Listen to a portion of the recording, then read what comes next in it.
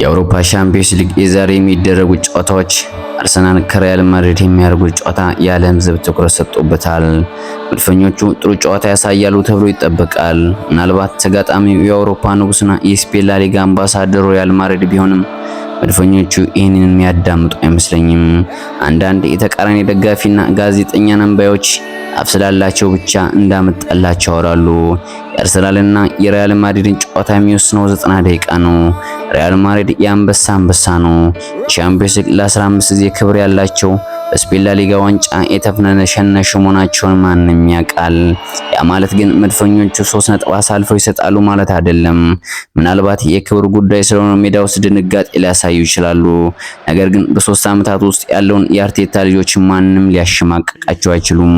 ብዙዎቹ ሻምፒዮንስ ሊግ መብላት ካሰባችሁ አንበሳውን አሰጅታችሁ ወይም ደግሞ ወርክማችሁ ካልመጣችሁ እንዳታስቡት ይላሉ።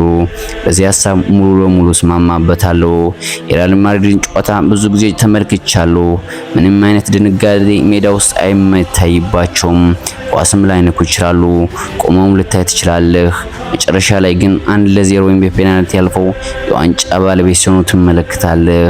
በዚህ አጋጣሚ እግር ኳስ አሽቃባጭ ነች ላለው እንጂ ለለፋላትና ለታገሰላት ኳስ በጭራሽ አትሆንም።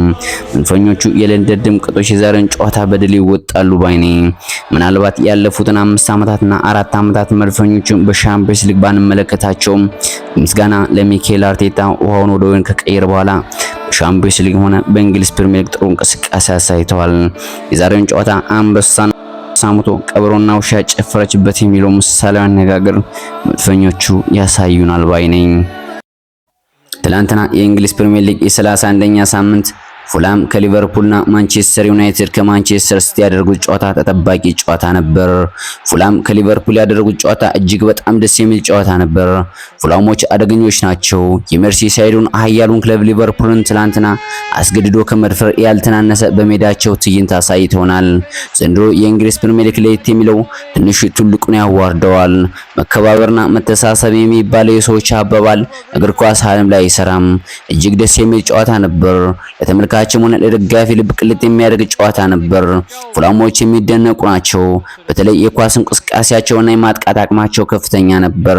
በመጀመሪያው አጋማሽ ፉላሞች ኳሱን ተቆጣጥረውታል ማለት ይቻላል። በሁለተኛው አጋማሽ የአርሰናል ሊቨርፑል ኳሱን መቆጣጠር ችሏል።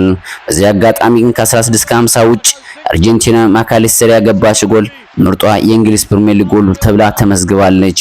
እግር ኳስ ዓለም ላይ መውደቅና መነሳት ያለ ነው። ሊቨርፑሎች ከሻምፒዮንስ ሊግ ስንብት በኋላ እያደረጉት ያለው እንቅስቃሴ እጅግ በጣም ደካማ ነው። በተለይ መታተኛው ግብፃዊ መሐመድ ሳላህ ከሻምፒዮንስ ስንብት በኋላ የኳስ እንቅስቃሴ 5% አይሆንም። ሊቨርፑሎች ሰከንድ ሃፍ ጥሩ ቢያሳዩም እንዳለመታደር 3-2 በመሸነፍ ችለዋል። ይህ ደግሞ በዘንድሮ በእንግሊዝ ፕሪሚየር ሊግ የሁለተኛ ሽንፈታቸው ነው። ምናልባት አንዳንድ የተቃራኒ ደጋፊዎች ትናንት ሊቨርፑል ተሸንፎ ብለው ትንሽ ጭላጭል ተስፋ እንዳይኖራችሁ፣ ምክንያቱም ዋንጫ ሊቨርፑል ነው። ይህ ደግሞ የማይካድ የእግር ኳስ ሕግ ነው።